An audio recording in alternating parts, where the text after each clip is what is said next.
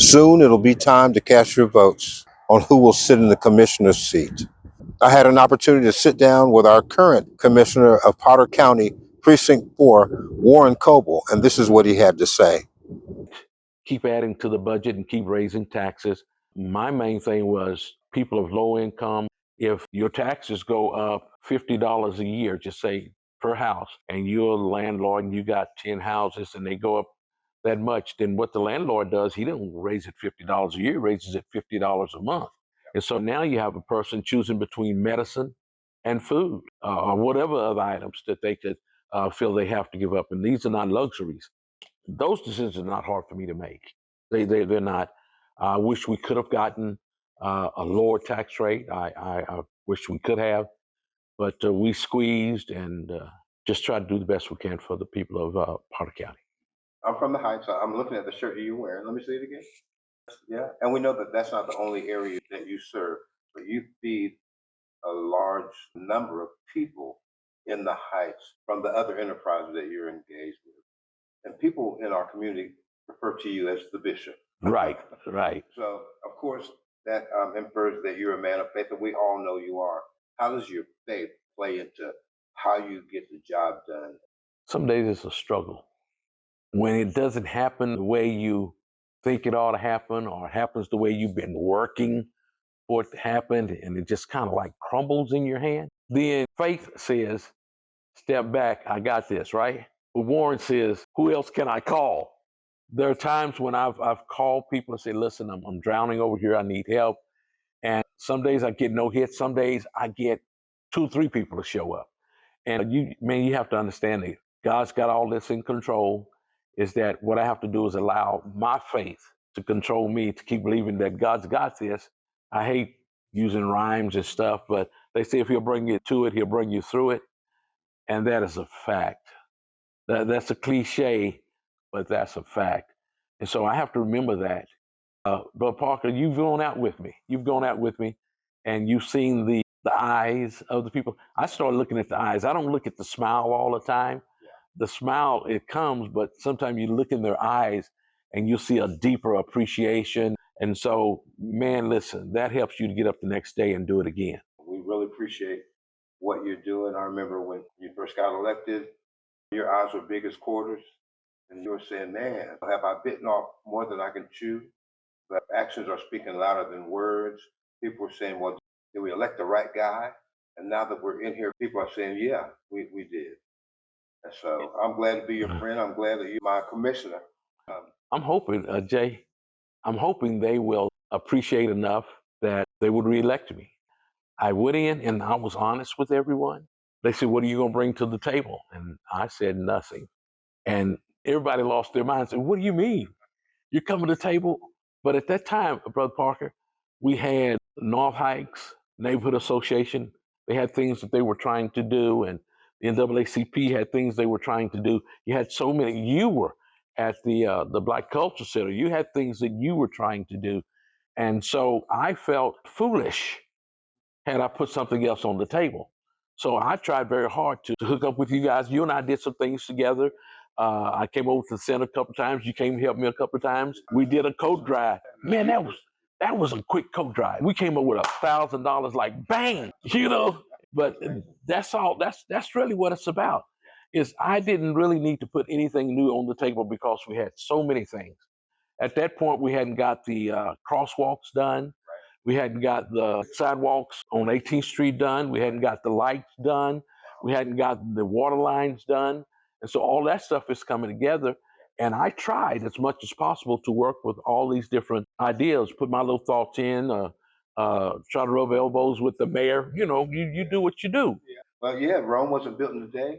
And you said you came with nothing, but there's nothing more valuable to a Picasso than a blank slate. Absolutely. A couple of years is no time to do anything. So we need you to keep on doing what you're doing so we can see the fruit of your efforts. I know you came in with the H2N gas. Wow. And yeah, that was a while back. That was before you commissioner. That was before I was commissioner. And when you became commissioner, you brought that right in as a subject matter, and that got attention.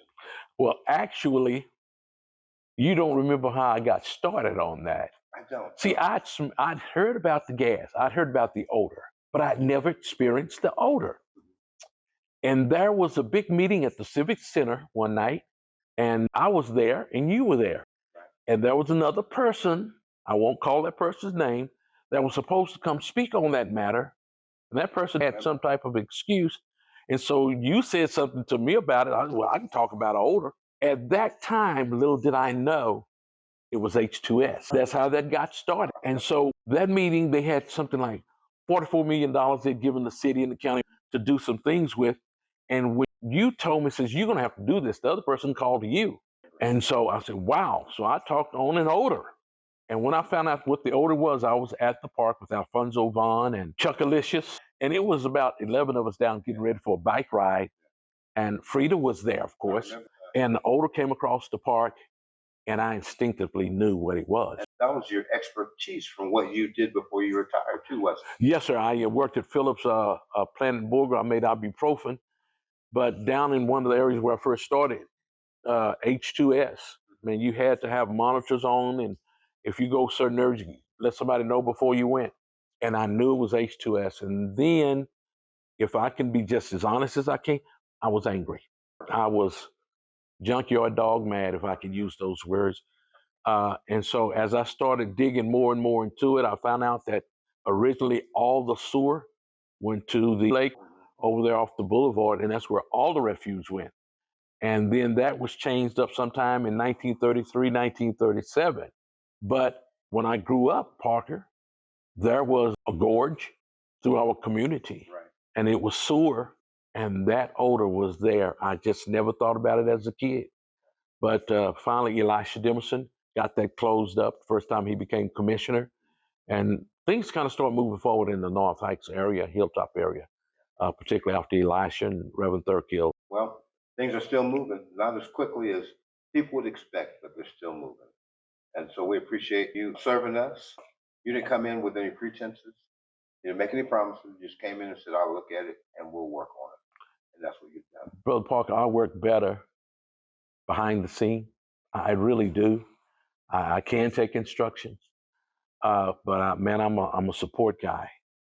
I remember, and you told me, and Alfonso's told me, says, man, you got to toot your own horn. I find that's difficult for me, but you have to tell people what you do so they'll know that I'm not running for office to get paid. I'm not running for office to be somebody. But the facts are that I was busy before I ran for the office. I was busy in the community.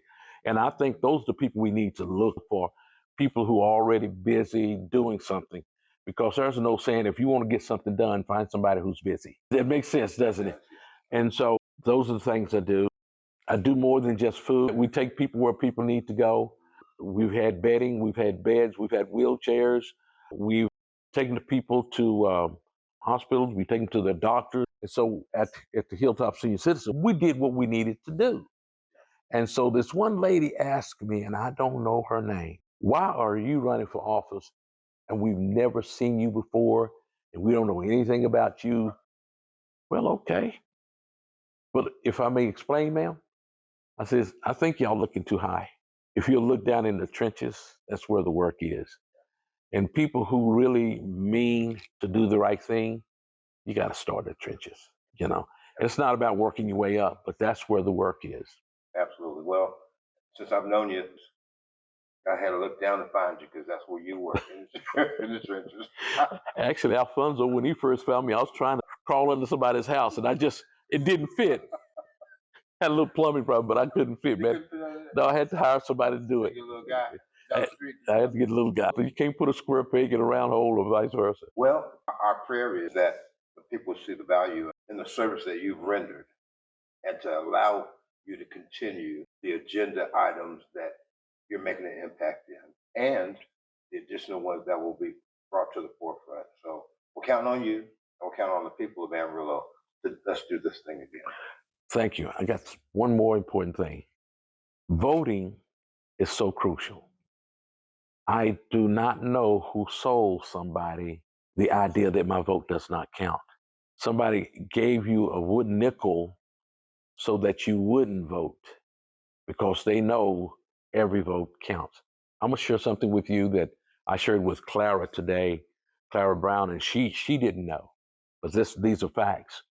Many years ago when I was a young man, mom and dad, like you and I, first of all, you and I, when we were going to school, we had times that we got very nervous. And that was the 6 weeks report card. Remember that? And yeah, nervous. What is mom? What am I taking home? But mom and dad and them had that during the elections because there were times that maids went to work and they call them something now, got a sophisticated name, but mom was maid. She was very good at what she did. Domestic helper, something, whatever they call it. But mom would go to work, and during these major elections, midterms were kind of bad, but the major election was really bad, the 4-year election. And if the boss man, where mom worked, people didn't win the election, mom and them was sent home. They fired you. Sometimes they let you work all day and let you leave without your pay. I'm telling you facts. Sometimes they would let you leave because he said fire you, and the dear little wife will slip something in your hand as you left. We have no need for your service. Now, when people go to work with knowing I may not have a job tomorrow because Mr. John got beat by Mr. Bill, different parties, then that to me was a blood stain on America. When you taught me a song in the 4th grade, and the song they taught me was, I love the United States of America. I like the way we all live without fear. I like to vote of my choice, speak my mind, raise my voice. Yes, I like it here. I like the United States of America. I like the way we live without fear. I like to vote as I please because I'm free as the breeze. They taught us that in 4th grade. That was in the songbook. And that didn't come from black teachers. That came from the books that we had to work from. So how do you equate that song with the reality of my candidate didn't win, you're fired?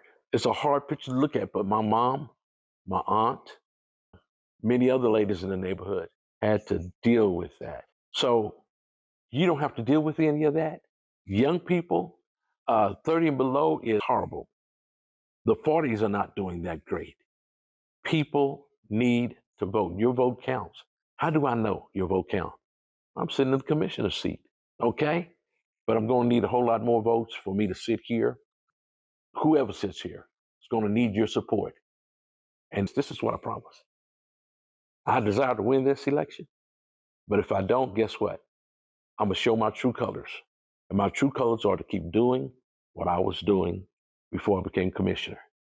And I'll work with the next commissioner if it's not me, because it's bigger than me. Whoever sits here, it's all bigger than you. Thank you for your time.